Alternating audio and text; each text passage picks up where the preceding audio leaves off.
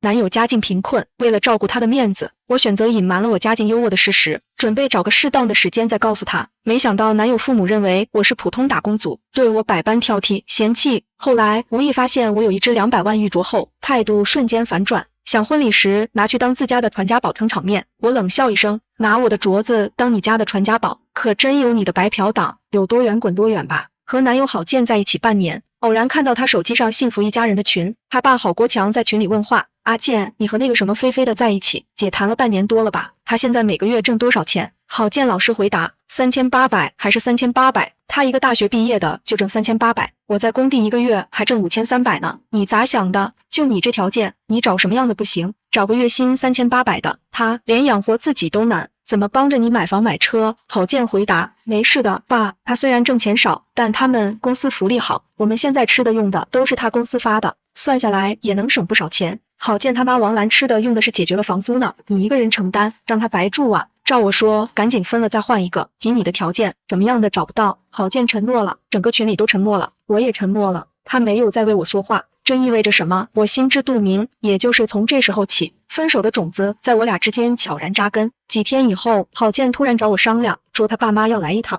想在家里住几天，希望我能同意。现在住的这套房子是我妈给我买的，但是为了照顾郝建的面子，我告诉他是我公司给我租的，属于公司福利。而到了郝建嘴里，告诉他父母房子是他租的，每个月房租2500，这一切都是因为面子。郝建告诉我，在外人长辈面前要给足他面子，所以我自己开公司当老板。我妈是本地富豪，这些事我统统都没有告诉他。为了他的面子，我告诉他我月薪只有3800，顶多就是公司福利好，家里吃的用的都是公司发的。郝建信以为真，心安理得地住进了我家客房。我并不觉得让郝建父母住到家里是个好主意，尤其是看过他俩在群里的发言以后，我不知道该怎么面对这两人。郝建拉着我求了很久，言辞凿凿，他们是我爸妈啊，菲菲就只是来看看我们，你就让他们来呗，正好大家见见面，接触接触，加深了解总不是坏事吧？加深了解，恐怕他们来是另有目的啊。我还是答应了，下意识里我还是想看看他们来了之后会怎么对待我这个月薪3800的准媳妇。让我没想到的是，第二天下午，郝建告诉我他爸妈已经到家了。我一阵火大，这么重要的事，你应该提早告诉我，让我好有个准备啊！这会儿都到家了才说什么意思？郝建不以为意，嗨，这有什么？我不是怕你忙，没敢打扰你吗？丑媳妇都要见公婆的，更何况你又不丑，没什么好准备的，你大大方方回家就是了，我等下来接你。郝建之前说过，他父母都是比较传统的人，我特意躲在办公室换了个淡妆，确保大方得体。回家的路上，郝建不止一次地提醒我，到了家，在他爸妈面前要懂礼节，讲孝顺，最重要的是要给足他面子，尤其房子的事情打死都不能说出去。要是让他爸妈知道他住在我的房子里，肯定接受不了，我不太理解，但选择了尊重，毕竟面子对于郝建来说比什么都重要。就这样到了家，王兰开的门间，叫着把郝建拽进去。哎呦，我的宝贝儿子，你可算回来了，想死妈了，快让我好好看看。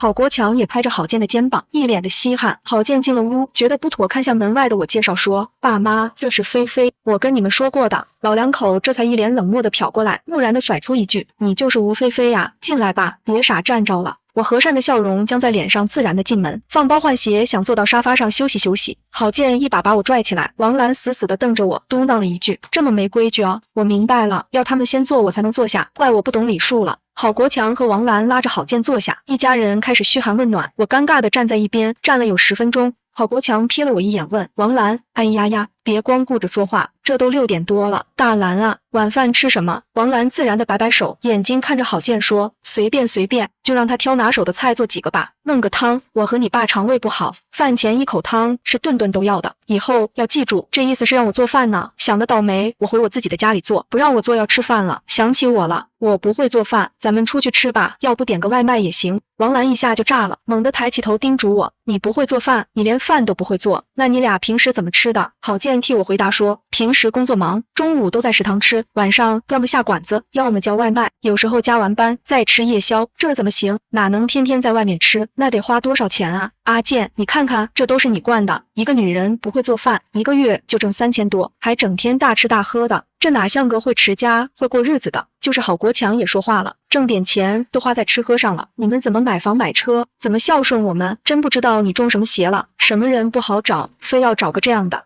这还当面嫌弃上我了，我一下子就来了气。我挣钱是为了让自己生活得更好、更舒心，可不是为了给什么人买房买车的。菲菲，郝建黑着脸站起来，语气严厉：“你怎么跟我爸妈说话的？”说着还急眼弄眉，又怂又狠，看得我生气又无语，把我拽到卧室。郝建作揖鞠躬的求我：“宝宝，我爸妈刚来，你耐心一点，好好表现好不好？你总不能要求他们无缘无故的喜欢你吧？人和人相处就是以心换心，你好好对他们，他们会接受你的。”哄完我又去他父母那边说情，说我工作辛苦，压根就没时间做饭，让他们也体谅我。当晚我没和他们一家吃饭，郝建带他爸妈去外面下馆子，我出门买了碗馄饨，吃着吃着眼泪就下来了，委屈又生气，想了很久，我意识到我和郝建之间的感情还不足以支撑我忍受他爸妈这样当面的嫌弃分手的想法，再次占领高地。郝国强和王兰明显就是看不起我，嫌弃我赚钱少花钱多，既然这样分手对大家都好，我准备等郝建回来就跟他说这件事，当着他父母的面说清楚买了房子的事，可以先瞒着，大不了我躲出去，几天就当成全郝建的一片孝心了。结果郝建回来的时候兴奋地说，他已经说通了，他爸妈已经知道了我工作和生活不能兼顾的道理，以后会体谅我的，让我这几天耐心忍耐，不要扫老两口的心，我有什么不满的等老两口走了再说。一时心软，我答应了郝建，完全就是看在他有这份孝心的份上。然而事情也没有朝着郝建预想的方向发展。新一轮矛盾的起因就是我拿满柜的衣服，当晚郝建在我卧室打了地铺。第二天一早，郝建刚收拾完被褥出去洗漱，我在化妆，王兰就那么自然地推开门走了进来。拜托啊，这是我的卧室，你就这么进来了？一进来四处打量，目光落在我敞开的衣柜上，冷冷地问我，这全是你的衣服，你怎么买这么多衣服？我没有回头，告诉他不同的场合要穿不同的衣服，不同的季节也要穿不同的衣服，不同的衣服也有不同的搭配，那也不能买这么多啊，你一个月就3000块，哪来的钱买这2大柜的衣服啊？还有啊，我怎么看郝建只有几套西装啊？我不知道怎么回答他，他又看向我的梳妆台，抓起一枚玉镯子尖叫，天哪，造孽呀！你还买这么贵的首饰？哎呦喂，我的老天爷，不得了了！你们快来看啊，真是造孽呀！郝建和郝国强慌慌张张冲进来，以为出了什么大事。王兰举着我的手镯，激动地问郝建：“你给我解释解释，这是怎么回事？”郝建一头雾水：“这是菲菲妈妈给的，怎么了，妈？这镯子有什么不对吗？”王兰老脸一红，有些不信地看向我：“是你妈给你的？”给我气笑了。没等我说话，王兰又指着我的衣柜问：“郝建，那些衣服化妆品呢？不是你花的钱？”郝建随口就说：“哦，衣服都是菲菲买的，那得花多少钱？你说说，你怎么回事啊？”阿建，我们从小就教育你，钱是省出来的，你倒好，没省下几个，全花到一个女人身上了，我都不知道怎么说你。那都是菲菲自己的钱买的，再说也都不贵，她喜欢就买呗，别说了嘛，自己的钱也不行啊，这要是惯出毛病来，以后还了得？每天饭不做到外面吃，还买这么多没用的，像什么样子啊？照这样下去，你们什么时候才能买车买房？将来我和你爸爸依靠谁？住不上楼房，左邻右舍要怎么看？我们这已经是老两口进门后第2次当着我的面提买房买车的事情了，瞬间就击穿了我的底线。我青春年华一枝花，凭什么给你家买车买房？淡定地走到门口，回头告诉王兰和郝国强：“你们问问郝建这房子里的一针一线，哪样是他花过钱的，让他把这个账算清楚。郝建，你今天也别上班了，带着你爸妈到处逛逛，来一趟也不容易，走之前别留下什么遗憾。”关门的时候，我听见郝国强暴怒的嚎叫声在家里回荡：“你看看，你看看，反了反了，你这是找了个什么玩意儿？他就是这么跟我们说话的，这还得了？你让他滚，马上滚！” 10点多的时候，郝建给我发消息，不出意外就是指责我的话，我送给他2个字：分手。郝建慌了，又开始给我道歉，我直接关了手机。下班后，郝建到公司楼下接我，态度谦卑地说，他已经说通了，他爸妈现在老两口已经接受我了，先前对我态度不好，希望我别放在心上。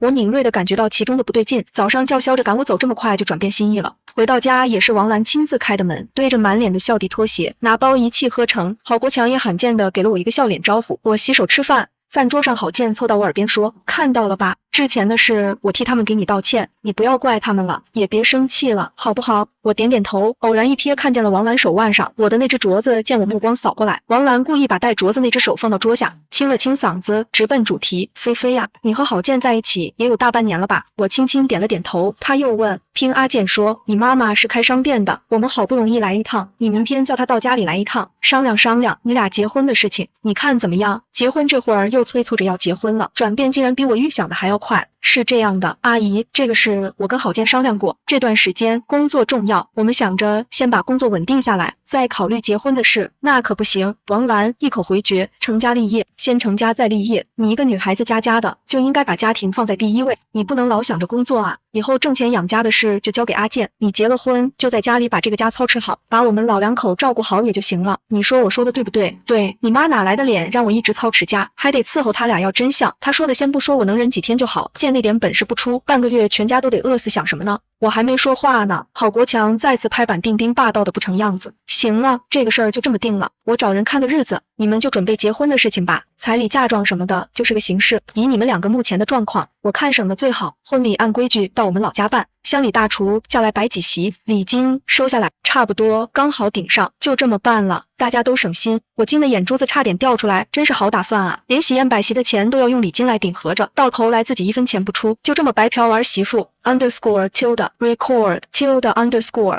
这还不算什么忙。蓝手一抬，贪婪的目光对准手腕上那只玉镯，理所当然地说：“我看就这么办吧，这镯子不错，正好当个传家宝。等你们结婚那天，我当着所有亲朋好友的面亲自传给你，给你戴到手上。到时候有那么多人看着你，多有面子啊，是不是？”算盘珠子一个个蹦到我脸上，我感觉耳朵都受到了侮辱。拿我的东西当着别人的面送给我，这叫给我面子？这面子我就非要不可吗？我冷笑着扫向郝建，想看看他什么反应。结果郝建舔着个大脸，和他妈一样自然。菲菲，我妈的意思是借你这镯子用一下，婚礼当天再拿出来给你戴上，就是个仪式而已，你不用多想。镯子还是你的，主要是让亲朋好友看到我们家对你的重视，这也是为了你的面子嘛。所以这才是他的真面目，和他爸他妈一样，想白嫖拿我的东西送给我当传家宝。我想问问你们，这传的是谁的家，当的又是谁的宝？你们是不是当我傻啊？郝国强啪一声拍下筷子，你什么意思？难道你不同意结婚吗？王兰也变了脸色，扬着下巴说：菲菲，这我可得提醒你，你要想好了，以你现在的条件，找一个像我们阿健这样的可不容易。我条件怎么了？怎么就不容易了？你非要我把话说明白？你看看，你每个月挣不到4000块钱，还又懒又馋，花钱又大手大脚的，你说什么样的人家能看上你这样的儿媳妇？我们能接受，你也全是看在阿健的面子上。你现在住着阿健的房子，花着我们阿健的钱，到头来你跟我们说不结婚啊？做人可不能这样子哦！我忍无可忍了，拍了桌子。谁告诉你们这是郝建的房子？谁告诉你我花了郝建的钱？我发现你们真的是好能打算啊！你们怎么想的？郝建马上让你妈把镯子还给我，带着他俩离开我家，老娘不伺候了。郝建的脸色像吃屎一样难看，怒斥我：菲菲，你说什么胡话呢？你跟我去卧室，咱俩要好好聊聊。郝国强像只发怒的野猪，一下子拍翻面前的碗，指着我咆哮：反了，反了！你看看像什么样子？哪找的这么个东西？郝建，我命令你，你马上把他给我轰走！不想结婚，谁还求着他了？要滚，赶紧滚！比他好的一大把，装什么？轰我走！你们凭什么轰我走？这是我的房子，该滚的是你们才对！你们现在都给我滚！郝建咬着牙冲我吼：你闭嘴！说着就顺手打了我一巴掌，刚好扇在我嘴巴上鼻子上，直接让我蒙在原地。我就那么站着，鼻血一滴一滴掉到地上。屋里静得出奇，我能听见血珠子落地的啪嗒声。郝建也懵了，视线落到打我的那只手上，5根手指都在轻轻颤动。郝国强暴怒的声音又高了8度：打得好，就这么打！这种女人就得狠狠教训。在社会上混了几年，把脑子混糊涂了，一次给她打服，省得她分不清的长幼尊卑。什么家庭教出这种不三不四的东西？我看着就来气，这是故意说给我听的。我猛然清醒过来，深吸一口气，走回了卧室。郝建追进来，反锁上门。菲，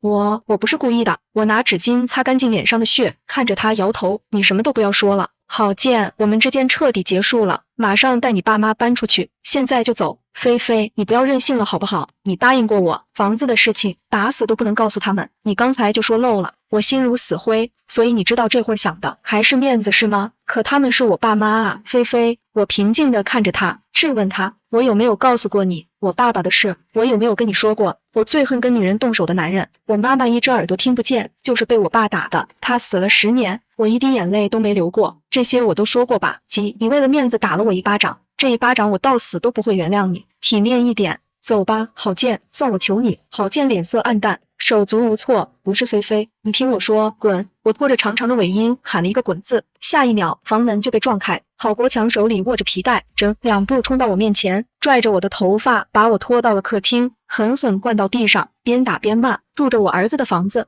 花着我儿子的钱，好吃好喝养着你，你他妈还让我们滚，你让谁滚呢？我问你，没规没矩的东西，给你惯的分不清大小王了。王兰在一旁帮腔，打，狠狠的打，打服了就老实了，省得他以后目中无人，简里没个长辈。阿健，你看着以后他要是不听话，你就这么打。这给惯的回忆，现实一幕幕在我眼前重合。我和当年一样，蜷缩起身子，把头埋进了臂弯里，祈祷拿皮带的人尽快停手。不知过去了多久，一道清脆的耳光声把我拉回现实。原来是郝国强觉得不过瘾，顺带着打郝建。我抓住机会夺门而出，跑到楼顶打了报警电话后，背上大腿上持续传来钻心的刺痛，时刻提醒着我要让郝国强付出代价。跟着警官进门，郝建红着眼把我拉到角落质问我：你报警了？你为什么报警啊？菲菲，我知道你气不过我，可以向你道歉，可是你找警察来，让我的面子往哪放啊？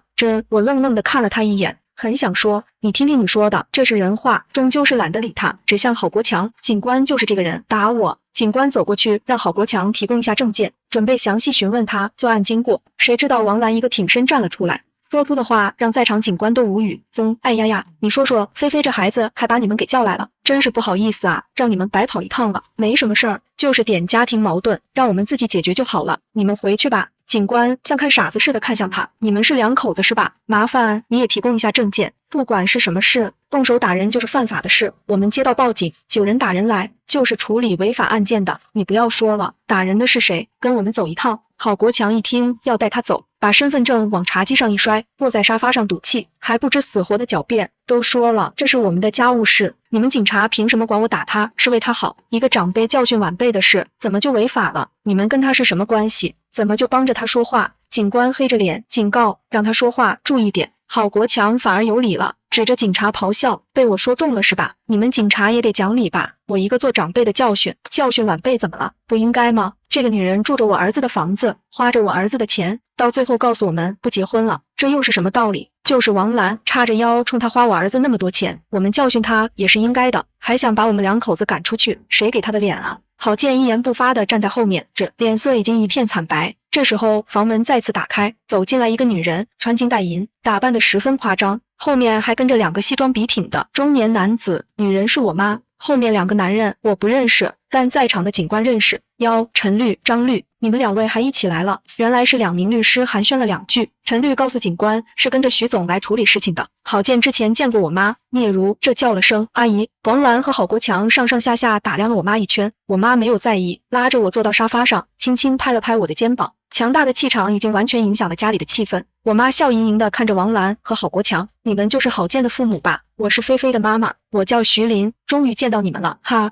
没等老两口说话，我妈又转向郝建，郝建啊，我刚才在门外听了一会儿，你爸妈说菲菲花了你不少钱对吧？我这里带了些，你看看够不够？说着就从包里掏出一沓现金放到茶几上，一共10万。郝建连连摆手，头都不敢抬，因为他知道跟我在一起这半年，我压根就没花过他1分钱。倒是王兰眼疾手快，就把那捆现金挪了过去，摸了又摸，贪婪的眼神让我直犯恶心。我妈也不在意，又掏出一本房产证放到茶几上。我刚才听见你们说这房子是郝建的，房子什么时候成郝建的了？我怎么不知道？你什么意思？这房子就是我儿子租的。哦，是吗？那你看看这是什么？王兰和郝国强迫不及待地翻开房产证，看到上面我的名字，惊得瞪大了眼。两人不敢确信，还让警察帮忙鉴定真伪。警官确认了房产证是真的。郝建有些破防了，菲菲，这房子是你的，是你买的，你不是说这是公司给你租的吗？我妈冷笑，那是骗你的傻瓜，怕你自卑，怕你多想，为了你的面子故意不告诉你的，懂了吗？王兰还是不敢相信，真是菲菲的，她哪来这么多钱啊？她当然是我给的，难不成是你们郝建给的？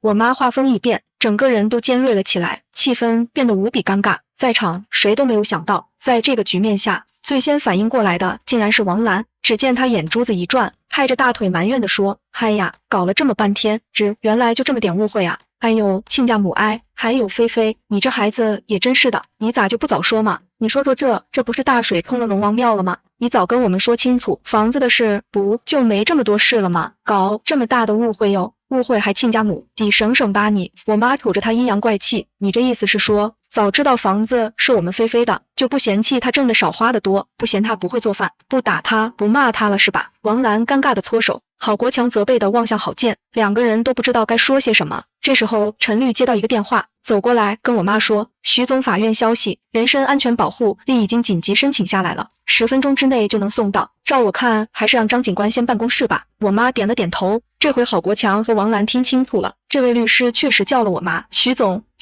你不是开商店的吗？没错啊，我就是个开商店的，只不过我开的商店比较大，自称个徐总也不过分吧。郝国强和王兰互相瞪着眼，仔细回味着我妈话里的意思。陈律师熟练地走过去，板着脸看向王兰和郝国强。站在你面前的是商贸集团的徐总，我现在是他的代理律师，专门处理这位先生伤害徐总女儿的案子。张警官，这是监控录像，里面有详细的作案经过，我已经同步移交给了法院，用于申请紧急状况下的人身安全保护令。这位郝国强先生，还有这位郝建先生殴打吴菲菲女士，证据确凿，监控里拍得清清楚楚，你们现在就可以拘捕。后续我会提起民事诉讼，并保持跟进，全面追究案犯的法律责任。张警官接过律师递来的手机，点开监控看了一遍，我这才知道我妈在我家客厅装了摄像头，怪不得家里发生的一切她都知道呢。听说要直接拘捕，还有监控视频。郝国强马上苦着脸看向我妈，徐总，这都是误会呀。我也是为了孩子，看在大家都是长辈的份上，你不要把事情做这么绝吗？我妈坚定地摇头，你说的对，都是为了孩子，我也是为了孩子。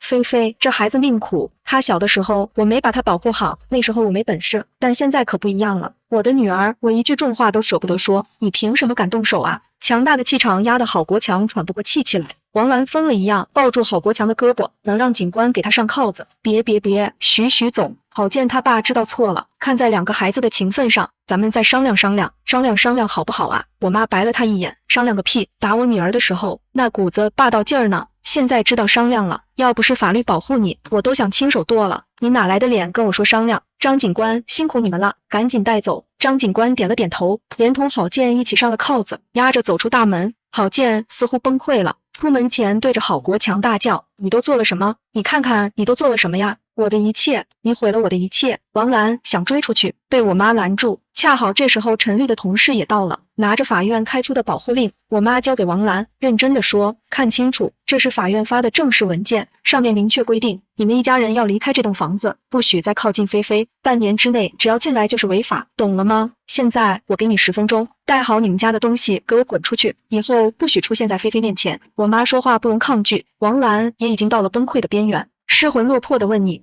让我去哪啊？追我！我妈打断她，你去哪？我管不着你，只有10分钟，滚出我女儿的家。当晚出门，我到医院做了个伤情鉴定，我想起那只镯子还戴在王兰手上，我妈让我什么都不要管，那镯子现在是一颗炸弹。我在医院里躺了几天，郝建打了我1巴掌，被行政拘留了，1天就放出来了，带着王兰疯了一样找我。可那时候我已经换了电话，拉黑了微信，所有的联系方式全部掐断，他没办法了，只好找到我公司小助理出面接待，问了一句，你们是找徐总吗？徐总不是，我找吴菲菲，她在你们这里上班。吴菲菲就是我们徐总啊，她现在不在，几天前就说要去出差，我们也联系不上。他一听我就是这家公司的老板，王兰一下子又炸了，跟犯了精神病一样，自言自语，他是老板，他竟然是老板，他不告诉郝建，他不告诉我们，骗子，他是骗子。吴菲菲，你给我滚出来，滚出来，把话说清楚啊！郝建面如死灰，呆坐在地上，任由他妈在大厅里扯着嗓子吼，直到这会儿他才明白他到底失去了什么，错过了什么。王兰在一旁发疯，大叫着骂我，诅咒我。小助理只能好言相劝，让他不要在公司闹，否则要负法律责任的。我就闹，谁让他不说真话？他这么有钱，为什么要骗我们？我知道了，这都是他设的圈套。大建啊，他肯定是想害你，对不对？对不对？郝建只能无奈地摇头，满眼的苦涩。正愁送不走这俩瘟神的时候，张警官又带着人来了，这回是来逮捕王兰的。王兰是吧？你涉嫌一桩盗窃案，跟我们走一趟吧。盗窃？我没有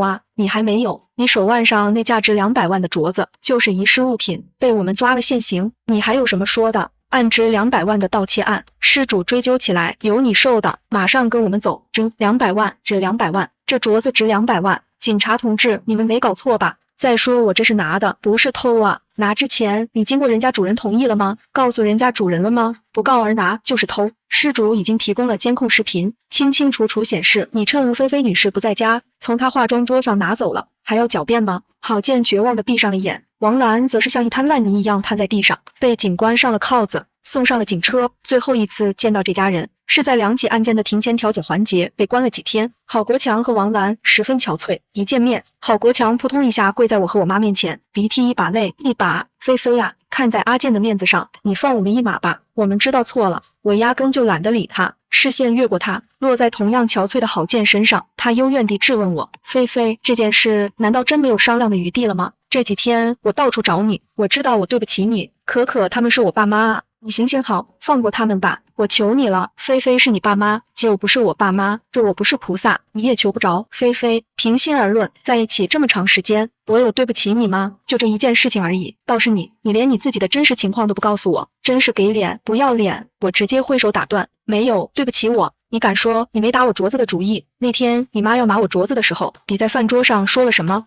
离开我家这么多天，你妈手上戴着什么？你不会没看到吧？但凡早一天送到公安局，警官能找上你，不是没给你机会吧？什么都别说了，就这个态度，我还跟你在这调解什么？赶紧滚吧你！法院的工作人员把我们分开，让我们各自冷静。2个小时后协议达成，我拿回了镯子，谅解了王兰。条件是郝建和王兰永远离开宁氏，终身不许踏足半步。我对王兰没一点好感，不是很理解我妈的要求。我妈说不要把穷鬼逼急了，人家一无所有，一副肩膀挑一个脑袋，逼急了跟我换命可不值当。至于郝国强打了我还想求谅解，那是不可能的，直接走流程。最后因故意伤害罪被判了8个月，很遗憾没有入狱的经历，不知道监狱的饭菜能不能满足郝国强饭前一口汤顿顿都要的要求。不过都不重要了，郝国强进去没几天，因为看不惯同监是小混混的行为，仗着自己年长想教训人家，结果被打得满嘴牙一颗不剩，连大白菜都吃不了了。走出法院，我妈的司机大老远看见我们，提前就开了大奔的车门。郝建和王兰就在法院的台阶上看着我们上大奔。有天下班回到家，我妈在客厅坐着，给我做了一桌子菜，用锤子把那只玉镯砸成了沫子，那东西沾了脏，东西晦气得很。妈给你买了个新的高冰帝王子，你好好带着，可别弄丢了。好嘞，妈妈。